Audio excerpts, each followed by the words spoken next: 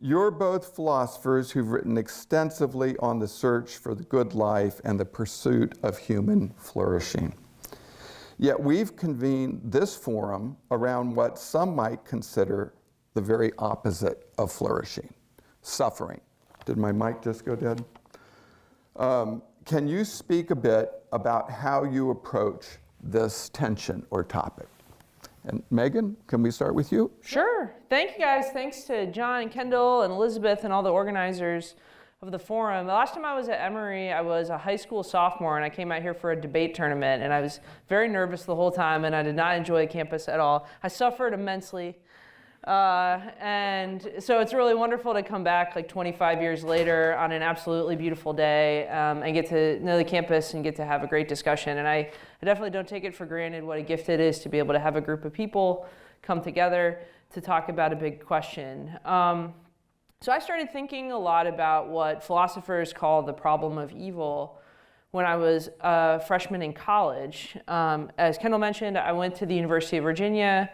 I grew up in a non-religious family, like not an atheist family. Like we didn't talk about Richard Dawkins at dinner or anything like that. We just were not religious. It just was not a big part of our life.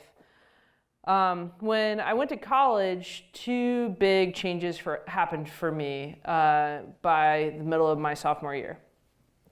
First, I had gone to UVA dead set on being a lawyer. Like I was 100% pre-law since I was 14 years old. Since I was at that stupid debate tournament at Emory, I thought I was destined to be a lawyer.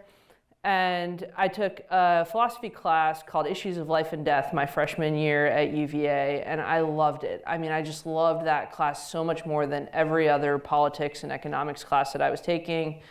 And I really caught the bug, and by the beginning of my sophomore year, realized I was pretty serious about wanting to be a philosopher when I grew up rather than a lawyer. And I just got much more interested in bigger existential questions that I had frankly never really thought about when I was in high school. So that was one big shift. But another big shift that happened was I converted to Catholicism. And that is a much longer story. That could be like a whole forum in and of itself. But long story short, my first year of college, the September 11th attacks happened. I was from North Carolina. I did not know anybody who lived in New York or Washington, D.C. It felt like a very distant event that I kind of was watching unfold in my life that year. But I was also starting to ask a lot of philosophical questions. I was asking a lot of personal questions too, questions about like, what will it mean for me to have a good life? What kind of person do I want to be now that I'm away from my family and my parents and making a lot of decisions for myself for the first time? And I found myself really spiritually searching that first year of college. On the first anniversary of the September 11th attacks, that was the first time I went to church. There was a Catholic church that was right near the dorm that I lived in. I was an RA in first year dorm, so it was kind of near where I had been living all throughout college. And on the anniversary of the attacks, I'd read a news story in one of my classes about children who had lost their parents in the World Trade Center when it collapsed. And it was meant to be, it was on like page 3 of the New York Times. It's meant to be just a story kind of marking the tragedy of that event. And I didn't know any of these people, but reading the story, it really touched me. Like it hit me really hard in a way that I had not felt about total strangers yet at that point in my life. And I remember thinking very seriously, like what a terrible world this is, where people who do everything right, lawyers, great lawyers who got into Yale Law School, just like hit every possible accomplishment that I could have imagined at age 18, show up to work one day and some terrorists fly an airplane into the building and they're gone and their children suffer immensely because of that. And I remember thinking like, I reject this world. Like I reject the fact that this is a world that has this logic in it. And I remember trying to talk to my mom about it. I called my mom at work, and I never talked to her in the middle of the week at that point, but I called her, it was a Wednesday, and was like, I just want you to know how much I love our family and how much I love life, but how terrible I think this world can be sometimes. And she thought I was high as a kite and wondered why I was bothering her. She's a receptionist in a dental office. She has patients lining up, and she's like, I don't have time to have this big, deep conversation with you right now. Talk to your dad when he gets home. And I hung up the phone with her and I thought, I just want to be around people who try to deal with this, like think through these questions today. Like I feel this like draw to be with other people. And I don't want to go to a protest about Al-Qaeda or anything like that. I want to be with people who are just thinking about what a world it is that we live in. And so I thought, light bulb goes off. This is totally what religious people do. Like especially when like sad things happen, religious people come together and they like talk about it and they say prayers and they just like, try to make sense of what's going on. So I'd been eyeballing that church for a while and I decided I'm going to go check it out. I'm sure they're going to do a huge service because it's the first anniversary of like the biggest event in recent history. So I looked up the times on my computer and sure enough they had a 5 o'clock mass, like an afternoon mass. And so I like put on the nicest clothes that I had in my dorm at the time and walked over. And of course, I don't know how many folks here are Roman Catholic, but if you know anything about Catholicism, you know that a weekday mass, it's like 30 minutes long. It's where they dump all the readings that they don't want to do on Sundays. And I show up and it's me and it's like 4 old ladies and a priest, and the homily has nothing to do with the 9/11 attacks. And I really did not have an understanding about what was going on. Like, they did communion, they did the Eucharist, knew enough not to eat anything, but really did not have the kind of deep understanding of what was going on. But nevertheless, I felt like a profound sense of belonging and peace being there. And I remember looking at the women who were praying, who go to Mass like every day, and thinking, these guys are tuned into a kind of understanding that I really want for my life, like I've been seeking for my life, and I don't understand it, I can't explain it, but it's like something that's answering very personally a deep need that I'm feeling within myself. So I started going back because I was kind of irrational at this point. I started going back on Wednesdays because I felt like Wednesday was when I had that experience. I want to keep having that experience, so I just tried to like recreate the conditions. And on Wednesday afternoons, I would show up to that same service. And you show up as a lone like 19-year-old for 3 straight weeks in a row to daily mass, and eventually a priest notices and kind of catches you on the way out. And then there was a great Dominican priest who kind of intervened and said, if you like Wednesdays, you love Sundays. Like, if you think this is interesting, just you got to come back on the weekend.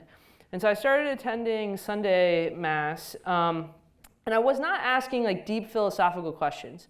I know some people that convert to religious faith. I know a lot of philosophers that like become religious who will tell these stories about how they like sat down and they read all of the Summa, or they read like all of the, the church's confessional documents and then decided they were probably true and like assigned statistical weight to each of the claims and like did this big analysis, and that's what brought them into the faith. That was like not what happened for me. It was very much this kind of feeling of like this personal draw, like I belong here, I belong with God, like this is what I'm meant to be doing. And I did this program called RCIA my 3rd year, which is basically like a kind of course that you take to try to become Catholic, and was received into the church in my junior year. I bring all this up because, one, the problem of suffering, like thinking about suffering for me was a proximate cause of how I came to discover my faith. For some people, suffering is a humongous obstacle for their religious faith. But for me, at least temporally, it started off as being one of the biggest things that moved me to faith. But as I progressed as a philosopher, I realized in the second half of college that it's very, very hard to treat your faith rationally and not wrestle mightily with the problem of trying to understand how a morally perfect, omnipotent, omniscient God would allow things like the September 11th attacks or all of the various forms of personal suffering that we undergo in our lives. And we'll have a chance to talk about that rational journey, I think, quite a bit tonight. But I will say, for me, for most of the rest of college and for the first 4 years or so of grad school, I went to grad school for philosophy right after undergrad, I pretty much tried to keep my religious life and my philosophical life as far apart from each other as possible. I was very worried that philosophy is an extremely secular discipline, and where I went to grad school is very secular. I was very worried if my philosophy peers or professors found out that I was a person of faith and that I'd converted, like as an adult, then I would be embarrassed. Like I would not be able to answer their questions. I'd look like a moron. I was also very worried that if the people I knew from church and the people in my religious community found out I was a philosopher, they'd expect me to know like Christian philosophy, like they'd expect me to have deep views about how to interpret Aquinas and Augustine. And I wasn't even, I did logic. I started off doing this like very, very contemporary, very theoretical form of philosophy that had nothing to do with like medieval stuff. And so I didn't have any really intelligent philosophical things to say to my faith community, and just thought the best way to live my life is to just keep these kind of compartmentalized. And as I finished up graduate school and started to think about what kind of philosopher I wanted to be as a professor, as a professional, I realized that you couldn't keep those aspects of my life separate anymore. And that's when I started really thinking hard about the problem of evil and what I think is the right strategy for answering it. Wonderful. Thank you, Meghan. John. Yeah, I'll say a few words about your question. We have at least one thing in common, in that I thought for sure that I was going to law school. And I thought that all the way through college, and got into where I most wanted to go, which was Yale Law School. And at the last second thought, am I really sure that I want to go there? And let me ask them to defer for a year, and then I'll think about it. And then the philosophy bug hit me. So, and like Meghan, I grew up in a non-religious family that never changed. My mother was a philosophy professor when there were no women who were philosophy professors, who then went into elected political office. So we used to think of her as not the philosopher king, but the philosopher queen. And my father was a poet who then founded the first firm in the country that did long-range planning and development for colleges and universities. So growing up, I was never sure which was the most practical major, either poetry or philosophy. But it was definitely one of those two, but I just wasn't sure which one. You asked kind of how, in terms of flourishing, we connect, like how we approach these questions. And so I would just say, I approach all of these questions naturalistically, pragmatically, experimentally, empirically. I approach them the same way that I would approach any other issue in life. I don't have like a separate way of approaching suffering questions and something else for the rest of life. I do that because I think that that's been shown to be the best way, the most reliable way to get new knowledge. So I view a kind of scientific, experimental, empirical method as the best way to find out stuff that we don't now know, whether you're in biology or philosophy or economics. But the last thing I also want to say in terms of the question that you asked is, I know that it's easy to think of suffering as the opposite of flourishing, but I actually don't think that's correct, right? And so I think that, right, like flourishing is not no suffering. Some kinds of suffering I think are actually critical to and important components in a flourishing life. Some kinds aren't, and we can talk about this later, but I don't think that a life with zero suffering is a flourishing life. Yeah, well, John, let's follow up on that. I think we'd all agree that suffering's not a desirable human experience, yet it does seem to be one of life's few inevitabilities. Contemporary American society especially seems deeply averse to suffering. In our relentless pursuit of comfort, do you think, is it possible that we're actually missing something?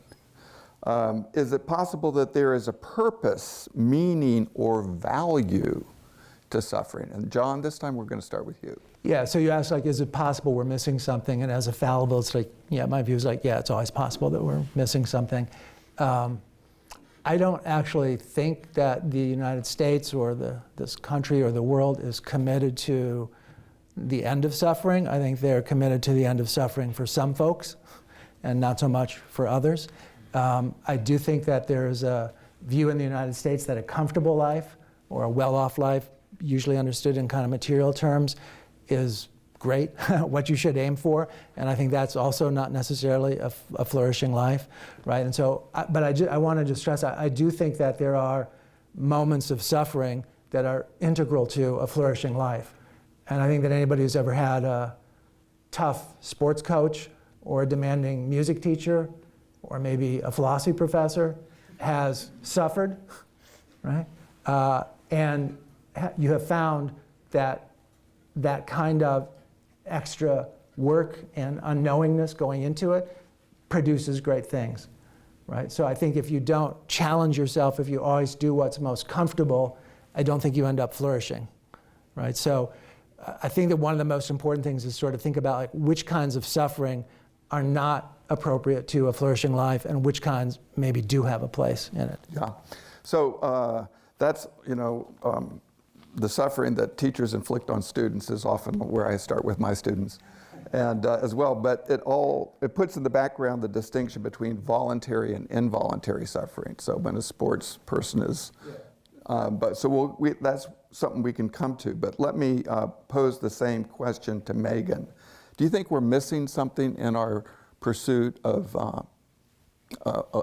American pursuit of happiness? Well, maybe I can go back to the question that that John answered. Are there philosophy majors here? Any philosophers turn up? Hey, all right, let's go. So, I mean, as a philosopher, one of the key tools that we have in our arsenal is distinctions. Like, philosophers are just never comfortable with a big, vague term, but they want to try to define it precisely and think about all the different ways that you could go. So when you're suffering, huge, big concept that contains a lot of ideas within it. And to talk about the kind of suffering that's problematic for flourishing, you got to be clear about what you're talking about. So there's one way of understanding suffering where it's like a painful physical stimulus. So like I sprained my ankle super badly in January, suffered mightily for 3 days. That was a suffering, it has to do with the fact that, I'm a physical embodied creature that experiences these kinds of stimuli. One thing that we know from psychology research is that if you take a subject and you put them in a really boring situation, like you put them in an empty room with nothing to read and no iPhone, and you give them the opportunity to administer painful electric shocks to themselves, people will do it. Like, people will choose painful physical stimulus over boredom. That's just like one of the ways that we're wired. So it's clearly not the case that it's a necessary part of our psychology that we would always prefer to defer painful physical stimuli. Likewise, if you want to become an Olympic runner, you're going to put your body really through the ringer as a way of trying to develop the kind of muscle tone and strength that you're going to need for that goal.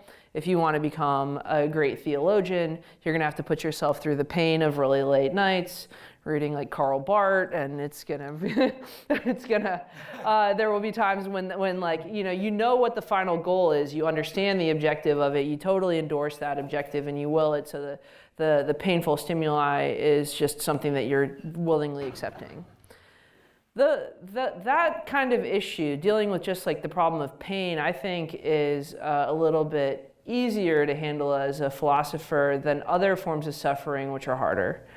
So one form of suffering that I think is particularly hard is moral suffering. Like the kind of suffering that someone experiences when they've got a moral injury, like they know they've done something morally wrong, or they've witnessed something really morally terrible happen, and they just realize, oh my gosh, we live in a very unjust world, or I've got this kind of issue that I'm going to carry for my life now. And that's the kind of thing. I don't know people who would choose a moral injury over boredom. Like, I don't know anybody who had that, who's like really bored sitting in a psychology room, who would choose to like do something terrible to someone they love. Maybe that'd be an interesting and completely unethical social psychology experiment. But those are the kinds of forms of suffering that we want to like remove from our lives. And maybe like forms of spiritual suffering are like this. I think when we think about the kind of suffering that accompanies death or like the end of life, there's physical pain that accompanies that, but there's also this kind of spiritual suffering of realizing like how brief our life was, how seemingly pointless it was in the big scheme of things, all the things that we're unable to do, and that raises big questions for us about why we live lives at all if it's going to accompany these forms of suffering as a feature. And I think those are the much more challenging questions. I want to push you both to go a little bit deeper into, you've addressed it, but say more about how your philosophical commitments or religious spiritual commitments actually shape the way you make sense of suffering, firsthand perhaps, or for practical purposes? What commitments that are philosophical or theological in nature really help meet the rubber where the rubber meets the road? Let's go first. John, your turn. Well, which commitments? For me, as I said a second ago, I view the world entirely in naturalistic terms, right? And I would contrast that with supernatural terms. So I view things entirely in natural terms. So that commitment, I think, is probably more than anything else what informs the way I look at things. That said, I think that everybody in this room is an empiricist in a certain sense. Everybody holds views that are confirmed by your own experience. None of you wakes up each morning and says, and today I'm going to believe stuff which is completely out of line with my own life, right? You hold views that are confirmed, informed by the life that you live, right? And from my standpoint, again, a naturalistic, this worldly, experimental, kind of scientific worldview is pretty much what informs my view here. I don't know, certainly there's a difference between physical injury and other kinds of injuries that are not physical. I'm not sure that I think there's specifically moral or spiritual injuries, but I think there's certainly other kinds of than like spraining your ankle or getting hurt in a football game or something like that. I think that looking at the world today and seeing people being deported or seeing people being bombed or seeing people in terrible prisons, whether we call that spiritual or moral, that's a different kind of problem, a different kind of suffering, not just for the people undergoing it, but for others than an injury. If I may, so how do you see a naturalistic commitment framing your understanding of suffering? I mean, you mentioned there's no supernatural dimension. So where does that cash out in terms of, does it mean there's a greater readiness to take it seriously and it's kind of immediacy, urgency? Is that where the payoff is? Or what kind of payoffs come with that? I think the payoff is in not just the diagnosis, but the prescription. Focusing on what kinds of actions, what kinds of institutions, what kinds of policies we need to put in place to try to, if you're super optimistic, eliminate, but otherwise reduce those kinds of suffering. Right? So I think it makes you into a kind of pragmatist. It makes you wonder if this form of suffering is something that we should minimize. How do I go about doing that? Right? And is that a personal thing, right? Is that something that an individual can do? Maybe, but from my standpoint, we're also social beings. So sometimes that depends upon the social cultural environment that we live in and how to make those kinds of changes.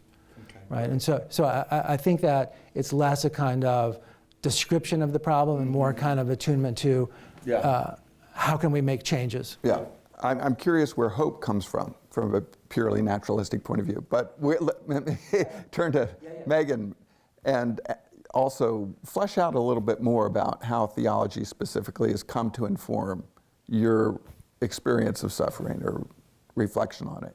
Yeah, so the problem of suffering for religious people is a big problem. Like, it's a problem. It's a theoretical problem, and it's also a personal problem for living a life of faith. The theoretical problem is, a very simple argument. If an omnipotent, morally perfect being exists, which it's a big part of the Christian faith, believing that God exists and he has that kind of nature. He's all-powerful. He's the creator of this world. He created the conditions under which we live, under which sometimes terrible things happen, and he is morally perfect. Then why are these seemingly these instances of seemingly gratuitous suffering everywhere, like every day in the news, constantly invading our own lives? Like, how do we just explain what God is up to? Or how do you justify even thinking that belief in a morally perfect, omnipotent being is rational given the way the world actually is? That's like the philosophical problem. And then the personal problem for people of faith, certainly for Christians, is, you believe that God is a person that cares about you, that loves everyone in the world. And you think, what kind of loving God would allow these things to happen to me if he could stop them? And that's like that's itself is a kind of spiritual injury, trying to understand how that works. The same way if someone in your family willingly allowed something awful to happen to you and you become aware of the fact that they could have prevented it, like how would you reconcile your relationship with them? And you got to deal with both problems if you're a person of faith. And they're not easy, but also wrestling with these problems is a big part of just what it is to cultivate religious faith. On the theoretical question, there are kind of 4 strategies Christians use, and I prefer one over all of them, but they're all kind of viable, and some people mix and match. So if you're a philosopher, these are not ones where you have to necessarily pick a lane, you can combine options. But one option that many religious people like is thinking that we just have such a limited perception about what's ultimately good in the world. Like we have just very little evidence about how our world works or what kind of good things could be happening as a result of seemingly bad things that happen right now, the kind of causal relationship between instances of suffering right now and really wonderful things that might happen in the distant future. If you embrace that we have this kind of skepticism about our ability to perceive value, then you might think all of the really bad forms of suffering that I can't reconcile with the existence of a good God, the problem is with me. Like I just don't understand what God could be trying to accomplish through that. And that's one approach. I don't really like that approach because I don't like a lot of forms of skepticism. But that's one approach that I know a lot of Christians think through. Another approach is to really lean on God's transcendence. And so you'll see some Christians say, look, God is nothing like anyone else in your life. God's morality, if he can even be said to have a moral code of his own, is completely unlike the moral code of creatures, because God invented morality and all of us in the world that we live in. Like he's just so utterly different to us that the thought of asking a question that would indict his moral perfection just makes no sense. And so the problem of evil doesn't make sense for disproving his existence. And an issue, I also don't love that approach, though I know a lot of Christians who really like it. What I don't like about that approach is if you make God like so different to us, then you face this challenge of trying to understand what it would mean to worship him or to have a relationship with him. And that's a very, very important part of the life of a Christian. Third big approach, which probably a lot of folks have heard about if you took a philosophy of religion class, is the so-called free will defense. The free will defense holds that one of the most important features of human life and human agency is that we were created with free will, like the freedom to choose to do good and the freedom to choose to cause suffering or to do evil in the world. And that God absolutely respects that free will that he's created us with because it was part of him creating us in his image. So even though we do terrible things and there's needless suffering in the world, that suffering is caused by the misuse of human agency. And God, out of respect for us, is not willing to intervene to alter that. And I think there are some versions of the free will defense that are pretty interesting, but the free will defense famously struggles to capture lots of forms of suffering. They're just hard to trace back to individual people and their decisions. The fourth approach, and now we'll kind of land the plane, that I approve of, but it's the one that's hardest to get into a philosophy debate, is what I call the theological approach. So Christianity, Judaism, Islam, the 3 big Abrahamic religions that believe in a single, morally perfect, omnipotent God, they all talk a lot about suffering. Like suffering is not a surprise to those traditions or their scriptures. In the Christian tradition, it inherits all of Jewish thought about suffering. The book of Job, which is basically a long meditation about why God would forsake someone. Ecclesiastes, which is like the most nihilist part of the Bible that just asks you to think about your life is so short and pointless and will be forgotten. What does it mean? Thanks be to God. And then obviously in the Christian tradition, very importantly, and this separates it from Jewish and Islamic traditions, God himself chose to live an embodied, incarnate human life with like all the physical pain that comes with being human, and to be the victim of state violence and to be the victim of hatred and the kinds of things that cause some of the most serious forms of suffering in our social lives. And so there's some aspect of God that deeply empathizes with the worst forms of suffering that we experience, but has also somehow redeemed them. One of the reasons why it's weird to talk about that in a philosophical debate is because usually in philosophy, you're trying to win over your opponent with your evidence. So you're trying to raise their confidence in your position. And if you're having a debate with somebody who's an atheist or a non-theist about the problem of evil, and you start going really deep into your scriptural tradition, they don't grant any of your premises. Like you're getting just like further and further out of things that they're familiar with or willing to accommodate you with. So you're not going to win that debate. Like if you're pulling that out in the argument, you're not going to move an opponent that already doesn't believe in the rationality of theism. And this gets into a question that I've wrestled with quite a bit as a philosopher, is like, what's the point of asking these questions? And I think you're not going to win the rational debate by bringing up like facts about Jesus, but you might help yourself quite a bit with the personal debate, which is thinking like, is my faith rational? Is my faith working for me? Is it a complete picture? Is it a way that I can live my life, a way that I can relate to God? And even if you're not trying to win debates with other philosophers, meditating in your tradition and really thinking about what your particular religion has to say about how God is working to deal with suffering can actually help quite a bit. And I think there's an important role maybe for philosophers to help people like learn to access those sources of philosophical consolation. Can I pick up on one thing there? Early on you were talking about faith. I think sometimes people think faith and reason are opposites. I think that's a mistake. And I think that it's not the case that a sort of naturalistic, scientific, experimental worldview doesn't have faith. I think it has religious faith. It just doesn't have the faith of religions, right? And so one of the standard distinctions made in lots of philosophy classes is the distinction between the religious and religion, right? And the religious refers to a kind of experience, to a dimension of our lives. Religion refers to particular beliefs, right, and particular traditions and the practices that go with that, right? And so partly a better, fuller answer to the question that you asked me a second ago would be to also indicate that I think the kind of naturalistic worldview that I'm putting forward, there is definitely a strong element of faith to that. It's just not a kind of supernatural faith. Yeah, that's wonderful. Thank you, John, for that clarification. Can you say briefly how you further characterize that faith? Yeah, so I mean, I think that, right, one of the words that philosophers have bizarre vocabulary to the rest of the world, right, is, right, so you're all familiar with the distinction between being an optimist and a pessimist, right? An optimist thinks good things are going to happen, and pessimist thinks bad things are going to happen, right? In between that is somebody who's a meliorist, right, which is a word you've probably never heard, which comes from the word amelioration, to make better, right? So a meliorist has no guarantee. Right? The meliorist says, like, I don't know if things are going to be good or bad. I don't have a crystal ball. Like, will I get into law school? Will I pass this test? Will I not get hurt in the game? Beats me. I don't know.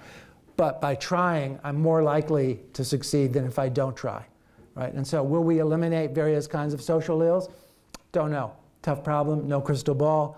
But if we all make an effort in certain ways, we're more likely to get there than if we don't. So that's the kind of faith, I think, and it's particularly, the stress, I think, is on the efficacy of human action, but also the absence of any guarantee at the end. There's no guarantee of success. Yeah, right. Which is strenuous, right? Because it's what it's telling you is like, work hard for something, and you may not succeed, right? Yeah. Like, become a cancer researcher, but your whole career may end, your life may end before you have found a cure, right? But do that anyway, right? That's strenuous. Well, I'm having fun asking questions, but I want you all to have... answer some of the questions. That's not my job tonight. That's when you come to my Bart class. No. I'd like each of you to address briefly, so involuntary suffering. What place, if any, this might be most pressing for you, John, what value what positive sense can one make of involuntary suffering from your perspective? So much of what we call suffering at the end of the day, I think, is the sort that, by golly, it's not what we would choose for ourselves or anybody else. So How does that fit with human flourishing? Yeah, so I think it's nice to think that voluntarily chosen suffering is okay or better or has an obvious upside. I think that's true only if you assume that you have perfect self-knowledge and are transparent to yourself, and I don't think that's the case at all. There's lots of times in my life in which things have gone on that I've chosen, and in retrospect, they didn't really work out the way that I expected. And there's times when something seemed involuntary to me, like the piano teacher said, another hour a week, and it turned out to be great, right? And so I think that there's no one-to-one map between voluntary and involuntary and kind of rewarding and merely negative suffering. I don't know if that makes sense, but I don't think it's the case that just because you're like, okay, I will go to the gym that extra hour, I don't think that necessarily means that it ends up working out well. It doesn't necessarily mean there'll be a flourishing life. You can strive hard for something voluntarily, endure hardships and shortages, and your life is worse for that. Right? So in all that, did involuntary suffering get a positive qualification? Again, I think that I think some involuntary suffering, right, meaning some suffering that you didn't choose, right? There's some suffering that you may not choose that I think may benefit you in the long run, that may turn out to be good. There's lots of suffering that's involuntary that's not so, right? If you wake up one day and there's bombs falling on your house, that's involuntary, and it's hard to make the case that this really, in the long run, is good for you. Maybe a clever philosopher could come up with that, but I think not, right? But I think that there are lots of times in which there's probably times when you've been in classes and there have been difficulties that you've faced, maybe grappling with certain kinds of ideas or thinking about things hard that are not physical suffering, and it may not have been voluntary. That may be like, I have to take this class to graduate, right? I just have to do this. And so I don't think that there's a one-to-one map between being voluntary and beneficial or involuntary and not. I think that would be true only if one thinks that the individual person had perfect self-knowledge. Okay. Right. Megan, do you want to respond to that, or should we go to our floor? No. Professor Stuhr, if that's okay. So I think the question is... Would you please stand and if you would, kindly identify yourself. Hi, is it working? Yes. No. So just talk loudly. I'm Joshua Harrington. I'm one of the philosophy grad students. Yeah. And I think part of the question is cases of involuntary suffering where it is like for sure bad. Like what do we take from that? Is there any like meaning? Is there any like orientation? Or like, So I think or do we solely take them as like an event that happened that we have to deal with? Yeah, well, certainly the latter, right? The meaning for that, almost by the way that you've defined it, I think is how do we minimize this? How do we stop this? How do we get out of this? How do we prevent this from happening again? Right? If we have a case of domestic abuse, my view is like, how do we prevent that? How do we intervene here? How do we create conditions, institutions, resources so that it doesn't happen again? I don't think there's some cosmic meaning beyond that, right? I think it's nostalgic to think that there might be, but I don't think that there is. But I think that the takeaway in those kinds of cases that you're talking about, right? If you think about something that's involuntary and bad, I think the takeaway is, the meaning is, this is not conducive to a flourishing life. How do I overcome it? How do I prevent it? Right? How do I minimize it? Right?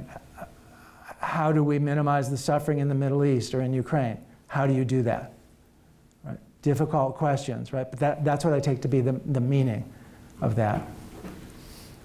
So Joshua, since you dwell on that, I'd like to give Megan an opportunity to address the involuntary side, if you choose, if you'd like. I mean, you want to pick like the really hard cases to get the problem of evil really going. And so, and there's a problem for every philosopher, like religious or not, about just understanding human lives are short. They have some wonderful aspects and moments to them, but they also have times where you're abused, where you're victimized, where just pointless, stupid, terrible things happen to you. Or even if you live a charmed life, you still live it out in a period of history where pointless, stupid, and terrible things are happening to other people, and you're a rational social animal. Sorry, something's happening with the mics. So what happens to other people also affects you. Sorry, I can turn my mic off. And so, the hard question is asking, like, is this life meaningful? Like, is this a good life? And that, that's like one of the most profound questions in, the history of Western philosophy, at least the version of philosophy that asks questions about individual human lives. I think at a minimum, the really pointless forms of involuntary suffering that we endure, they remind us that we're dependent animals with short lives. Like if there's any lemonade to be made, and there's not very much that we can squeeze. I'm so sorry. I'll turn this microphone off. If there's any upshot, and I'm not saying that this is at all enough to outweigh it, it's that those moments, it depends a bit on the psychology of the people who experience them, but in those moments in my life where I've suffered in those ways has at the very least been a reminder to me that I'm dependent on others, that like I can't build my good life just completely with my own agency. And if you're a person of faith, you might think that if there's any kind of upside at all to the fact that our short lives contain those moments, is that they remind us that we're like dependent on God in ways that like it's important for us to know that in our lives. Now you might say, we wish God could remind us of that in a gentler way. Like there's got to be an easier way for him to clue us into that fact. And one of the great mysteries is like why we only understand him in that way in this life. I mean, that's why Christians talk about sin and try to think about the role of suffering and trying to understand the complex way we relate to God. But it's a difficult question. I agree with John that I don't think the problem of suffering maps to what we do and don't control, though I'm a control freak as much as anyone else. But it's definitely more to like how obvious or not the greater meaning or purpose is. And I definitely think that in this world, in this life, there are instances of suffering where you could be a moral and philosophical genius, and you would not be able to come up with a good theory about what the purpose is. And that's one of the reasons why we find ourselves like searching for someone who can take the suffering away from us or redeem us. Yeah, and I'm going to invite you all to lift your hands. I know there are questions out there. Yes, right here. And if you would, stand up. I'm Jessica Wildman, I'm in the philosophy department. Okay, so I'm interested in there was a voluntary, involuntary distinction that I think is interesting, but there's another element to it that I think is implicit and hasn't gotten teased out, which is the notion of senseless suffering. Because some involuntary suffering is still kind of good for you. Like I remember running around the doctor's office, pediatrician's office to avoid a shot. That was definitely involuntary. There was a lot of screaming, and I don't have measles, so yeah. That was good. But I think there's something that Meghan, you're in particular are talking about as suffering is suffering in particular at the senselessness of some suffering. Like if it could somehow be given a meaning that might alleviate the suffering. So my question, I guess, is I don't know that the need to make everything make sense is as universal a human condition as we sometimes think it is. And I'm wondering if that need to make everything make sense possibly adds to our suffering. That's my question. Yeah, you want me to go? For those who want it, does that add to the suffering, and would some suffering be alleviated by not being so worried about it all making sense in the first place? Yeah, I mean, this is a psychological claim. So I don't know, are there any psychology majors in that group? No, we're striking out tonight on that front. But it's the kind of thing it seems like we could study. An anthropologist could study as well. So the question is, does somebody with a more philosophical disposition who's asking about the meaning of suffering when they experience suffering inadvertently enhance the total amount of suffering that they experience? Or more correctly, are the idea like how, as you said for your conversion, yeah. It was like, this doesn't make sense. Yeah. Everything's horribly wrong here as opposed to, this doesn't make sense. Oh yeah. Why should it? No, so I think, so one the there's... expectation that it should make sense. Yeah, so one is there's just this live psychological question of like how much like net suffering does it add to someone's life when they reflect on the meaninglessness of suffering versus people who just kind of like move on. Well, then, I'm sorry, I don't know what you're asking. I'm asking how much suffering could be added to life by the expectation that it makes sense in the first place. Oh, see, again, that's the psychological questions. You can pull people like, do you think suffering should make sense? And then kind of get them scale of 1 to 10. You know how your doctor gives you like the smiley face versus the like puking face when you go into the ER? You could say, you could pull people who like want reasons and see how far on the suffering scale they end up versus people who think like, I never expected there to be a reason to begin with. And that's just a psychological question that we could gather data on. And then there's an anthropological question about whether there are cultural trends, either globally now or historically, about people who've had these expectations about meaningfulness of life and how much suffering they did or didn't experience in response to certain events. So those are fascinating questions. I guess I'm enough of a virtue ethicist, and virtue ethicists are terrible psychologists, to think that there's some dimension of human nature that it distinguishes us from animals and other creatures, and that we just do instinctively ask this question about meaning. That, like, you know, I saw a squirrel get injured today when I was walking across campus, and that made me really sad. But the squirrel like had the painful stimulus and then just ran away, and I highly doubt he's part of like a squirrel meeting tonight where they're trying to figure out like what the meaning of it was. Like, animals just experience suffering and move on. I think there's something special about being human, and I'd like venture the hypothesis that this is a universal feature of what it is to live a human life, that we like have the capacity to ask that question, and we do at various points, and that's probably as part of our nature. Like, fulfilling our nature is one of the things that gives our life meaning, so it's like a good thing for us to worry about that, even if it doesn't feel good.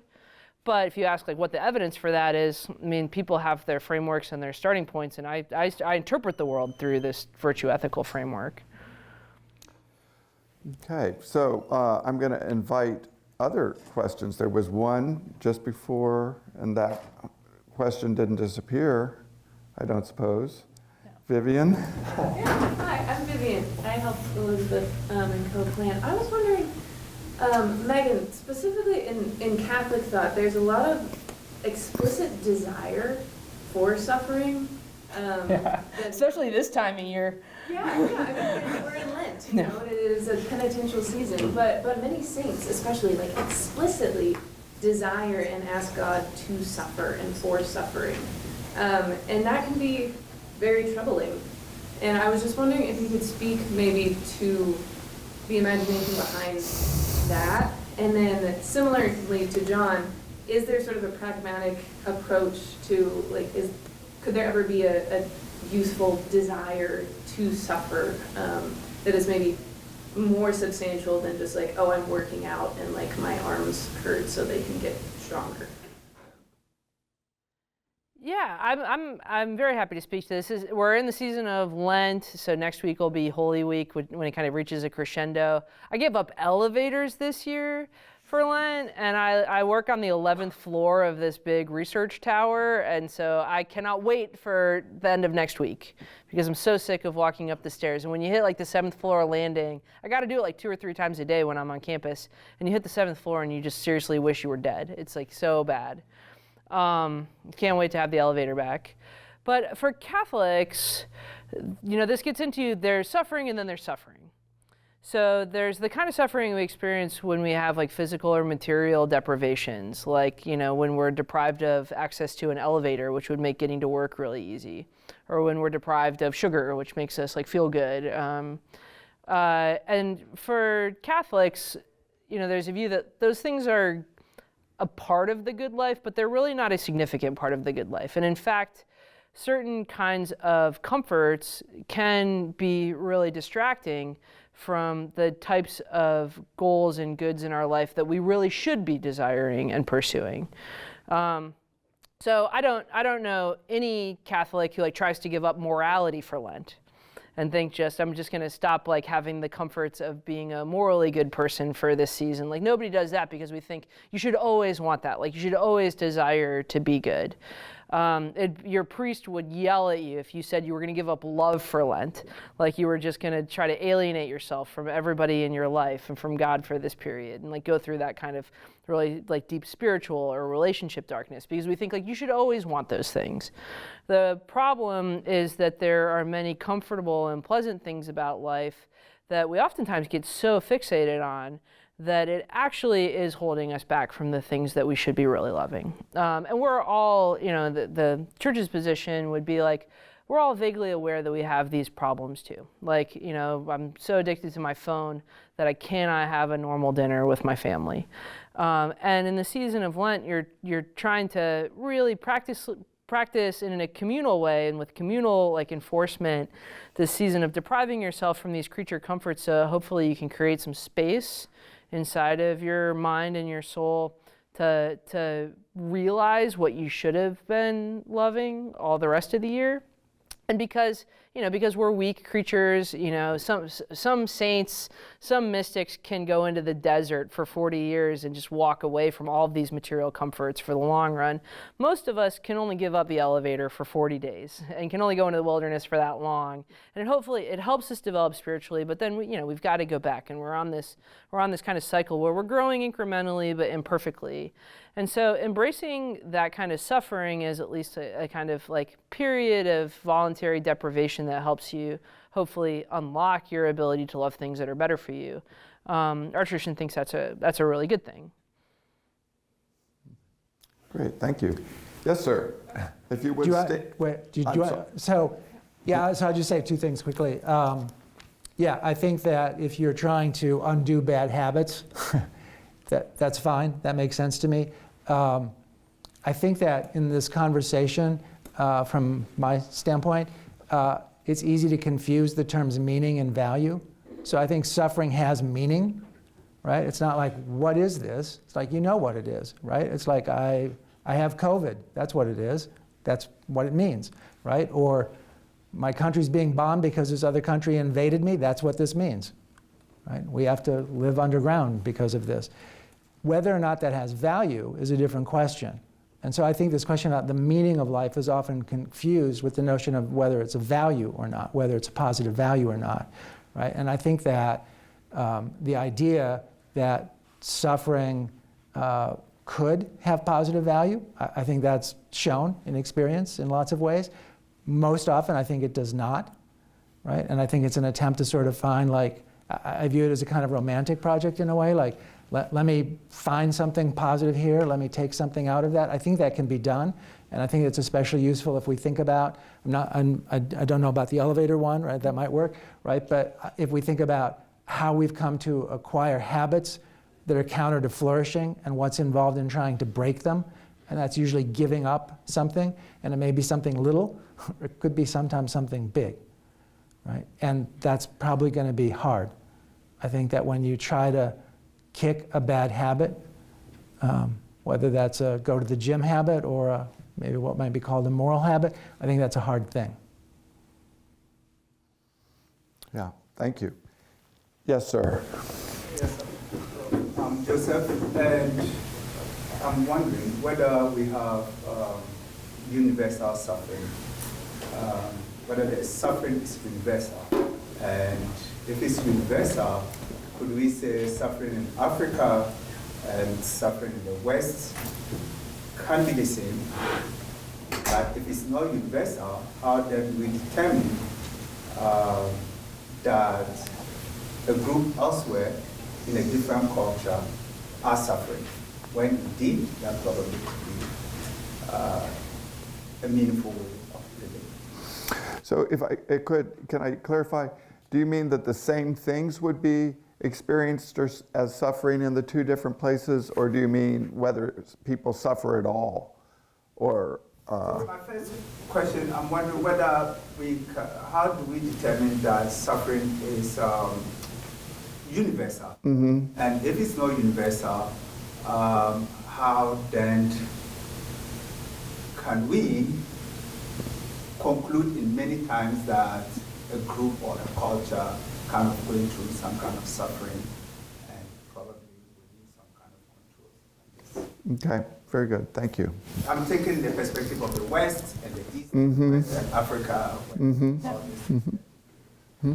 John, you want to take a first crack at that one? That's a big question, and so I promise not to answer it fully, right? But just two things, right? So you're asking how do we do that, right? And I would say there's at least two ways.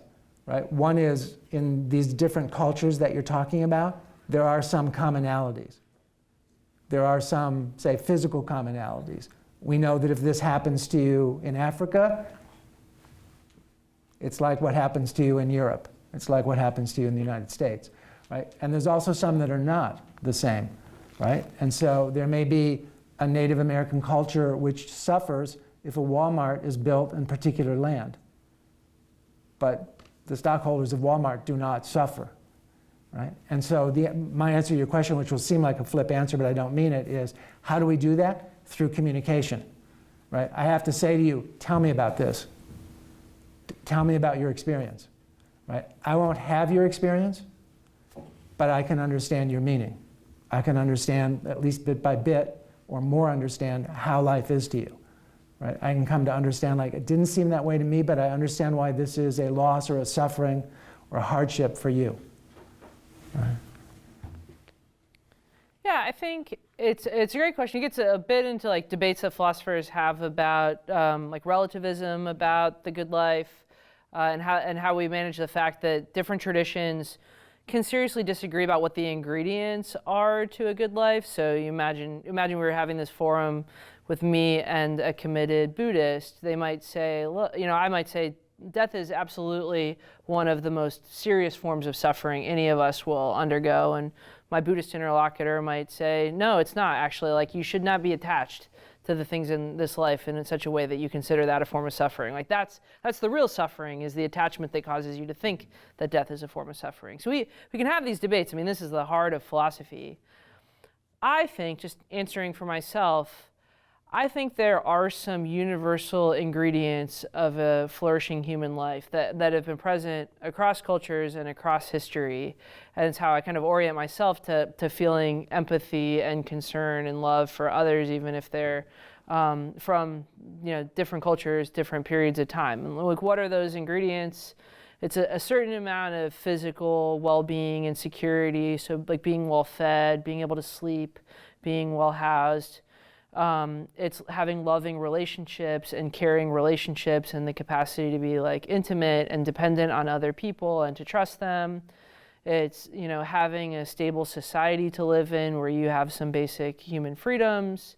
It's having a, environment that's beautiful and that feels like it's your home and that it's capable of sustaining you. It's having meaningful work and the ability to shape the world around you. And these are all ingredients that come through from, probably reflect a Western philosophical perspective on the good life, but one, I happily embrace is like the view that I've come to interpret the world through. I'm a Christian, so I'd say like we also have certain kinds of spiritual needs and like questions that we ask about our lives, and we need the capacity to ask those questions and to be exposed to answers. And that, I think having that view means that even if somebody lives in a really different social or political arrangement, they live in a really different physical environment than you do, you're still able to like interpret and empathize what they're going through by thinking like they need these same fundamental things that I need. It's just their needs could be realized in different ways. And I do think that this is, maybe another thing that pointless suffering gives us, which is not maybe enough to totally explain why our lives are meaningful, but is still helpful to hold on to, is it helps us understand our own dependence on others, and it also helps us empathize with others. Like, when I was a high school senior, I was not capable of being moved by news stories of people who died in terrorist attacks. It just like didn't stir me. It was like watching an action movie when I'd hear about those stories. And then by the time I got to college, I'd lived enough and suffered enough and been lonely enough and started to mature enough emotionally that I could read stories about strangers who died and think, and like my heart would go out to them. Like I'd realize that my life was connected with theirs. And I think that maybe that kind of emotional maturity and connection to other people you can only have once you've started to experience and wrestle with suffering in your own life. I don't know that that's true. Again, it's a question that maybe clinical psychologists or people that work with folks who experience trauma could also shed light on. But for me, that's what's one of the ways that we come to understand people whose lives are very distant to ours, is realizing that they have this same kind of fundamental human set of needs. Yes, sir. Hey, I'm John. I'm an undergrad philosophy and history student here. I had a question for Professor Stuhr. I think it's generally unobjectionable that people who are religious report higher rates of overall fulfillment or happiness in life, whether that's because their religion gives them an increased ability to cope or some other reason. On the point of voluntary suffering, do you worry that your framework, which seems at a fundamental level to reject religious thought, might be creating sort of a voluntarily created barrier to flourishing? No. Now, if I expand on that a little bit, again, I want to go back to a point that I made before, which is to not confuse religion with religious experience, right? And so the view that I'm talking about that makes most sense to me, right, which I'm not trying to necessarily spread, right, but the view that makes the most sense to me, I view as a religious view. It has nothing to do with religion, but I view it as religious, right? And so the kind of thing that you're talking about, which is a component, and Meghan just listed some of the kinds of cross-cultural, having friends, having relationships, et cetera, those kinds of things I think are true, right? And one of those things is having some sense of purpose and some sense of meaning in life and some sense of value. And I think that there's absolutely nothing about a kind of experimental, scientific, naturalistic view that makes that impossible. In fact, I think it actually makes it more possible because it allows you not to divide your world between the place where you're sort of paying attention to the experimental results, like I have a headache, I'll take ibuprofen, and then what I do on Sunday. Right? And so I think it actually makes for a more coherent life for lots of folks anyway. I think people are different, and I'm wary about saying that the same thing is true for everybody. And I think that actually goes back to the last question that was asked, which I think anyway, like, yes, I think that like having housing, having a place to live, like that's I think a cross-cultural universal value. But what that housing looks like when we get down to the specifics as opposed to the abstract, I think is very, very different in different cultures. Right? And again, I think we have to like listen to that, communicate with that to see. So yeah, I think that rather than seeing the kind of naturalistic worldview as missing something, my response to you would be it actually has more of that, I think. I experience it as having more. Yeah, just a quick follow-up then, I guess. Yeah. If you have this like view that everybody is like a sort of like individualistic, sort of unique person, how do you craft policy towards like general populations from like an empirical standpoint to fit to like groups of people as opposed to just like viewing them as individualistic? Like. Yeah. So, and feel free to jump in, right? So I would say all Emory students like to think of themselves as unique individuals. And fine, you are, but you're not absolutely unique. And so there's lots of things that you share with other people, right? And so a housing policy that might make sense for you might also make sense for him. And a public education policy that might make sense for you might also make sense for him, and so on. So I don't think the individualism is an all or nothing thing, right? But what that means is the hard work of finding out the differences that people have and paying attention to them and responding with some knowledge of them rather than thinking that a one-size-fits-all response works, right? And I would just say, like, I think we haven't talked about this, but I think anybody who's a teacher knows that. There's ways in which I might respond to one student that's very right, a student who talks all the time. I'm probably going to be harder on in verbally. The person who I think is like getting up all of their courage to say the first thing in class for the first time, I'm going to respond in a different way, right? Does that mean they don't have anything in common? No, it just means they have that difference.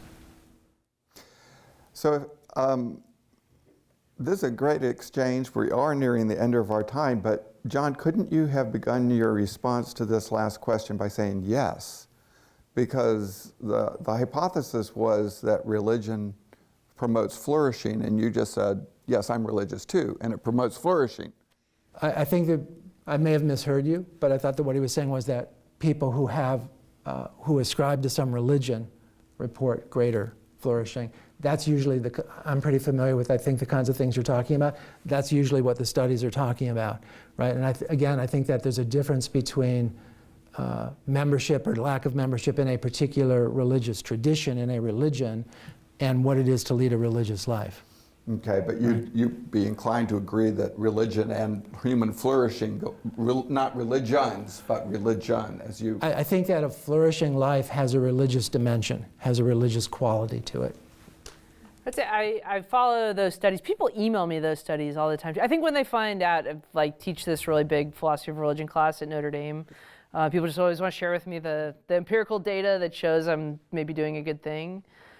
One area of skepticism I have about some of that data is if somebody wanted to join a religion, like become Catholic or become Methodist or become an Orthodox Jew, because they just see all this data about like lifetime overall satisfaction for people in those traditions, like you might be able to get that result for yourself, but you won't have faith at the end of it. Like you won't really be a member of that faith community because what's meant to draw you into that faith community is the belief in the higher power, like a belief in love of God, which at least in Christianity calls you also to a certain kind of selflessness. Like as a result of joining that tradition, you realize like you kind of care less about how happy, you're like your subjective well-being and experience in this life, and you start to care more about something that's outside of your life. And so when folks send me the article basically being like, show this to your students, tell them like they should definitely stay Catholic. It's like, well, a lot of Notre Dame students are Roman Catholic. It's like, well, if that's their reason for staying Catholic, like they're not really Catholic. Like they're not kind of grasping the biggest like intention and motivation that they should have. So it's interesting that like, it's an interesting data point that people who are part of a tight-knit religious community or tradition get this like side effect of these elevated levels of subjective well-being, but the subjective well-being shouldn't be like why you get baptized, or you've like done it wrong. Like you kind of miss the point. I have a different question, which is maybe self-centered or practical, which is just like, what should I do about suffering in my life? Like I have all sorts of choices I can make. Some of them might lead to suffering, some of them might not. I might not know that at the outset. So I guess I'm wondering if maybe you can give like one piece of like practical advice for me or for anyone. Like how should I live my life a little bit more informed about what suffering is and what it might do for me? So my first honest response would be like, I need to know a little more, rather than just think about this in the abstract. But if I go just slightly less abstract, I would say, which is something that's kind of been touched on before, which is, I think that people are creatures of habit. So I guess then my little piece of advice would be very careful about the habits you acquire, because it's very hard to break them after you've acquired them. And pay attention to those habits in terms of not just the immediate moment, but what they are in terms of long-term suffering or lack of suffering. And I would also say not just for you, but for those around you. I would say, and this gets into kind of like the big Easter message that a lot of Christian denominations are meditating on in the coming week. We're built for love, like we're built to be with other people. Some of the most like intense and terrible forms of suffering I feel like I've experienced in my life have been accompanied with this feeling of profound loneliness. Like nobody understands what I'm going through. Nobody understands like how I'm thinking about this. And then I've always been surprised by the extraordinary relief I have when I open up and you find a close friend or someone you love to have a conversation with about what's going on, and you realize that people do understand. And they've gone through things like that in their own life, and they've walked through it. And even if they can't fix your problem, like sometimes there's nothing anybody can do to solve the thing that you're suffering with. At the very least, there's something incredible about knowing that someone like feels it from the inside with you.